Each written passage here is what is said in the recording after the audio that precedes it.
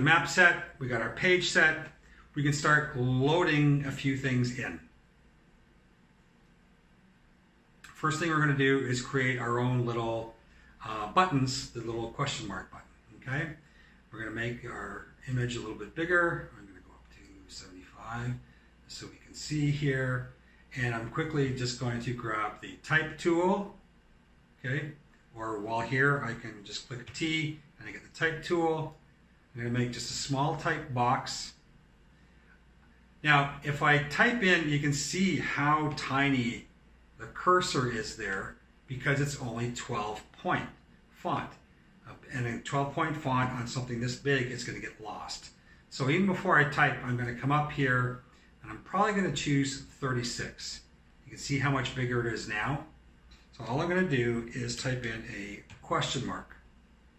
Okay, maybe that's even a little bit too small. I might even go up to 48. Okay, now I don't want it black. I'm going to highlight it. I'm actually now going to go up to the colors. Right, we don't want the stroke, anything around the outside of it, but we do want a color, or it's black, but I want it red. So we're going to make it red, and we're going to center it. Okay, so now we're back. I'm going to go V and bring back my selection tool, or I can go up and click it.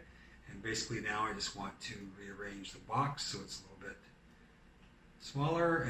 And now we have our question mark, but we need to put a circle around it.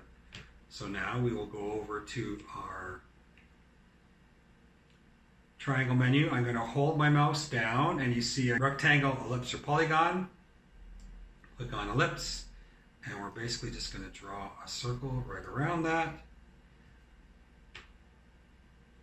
Again, now we're going to go up. We want to choose, we don't want an inside color. Now maybe you came up with an inside color. If it did, we want to get rid of that, so you're going to choose none. What we do want though is a stroke. So we want the outside. We're going to hit black, and we actually want it to probably be about 3 points, so it's going to show up. Maybe even 4. Okay. So this is what our circle is. Now obviously this is way too big for what we want. The whole thing is too big and the circle is too big. So I'm going to click on the circle, just the circle actually, to make it even easier for you. Sorry, I'm going to move it out of the way. The circle is too big, so I can play around with it here to try and get it. I can, remember, hold down the controller command key and go like that, so it proportionally gets smaller.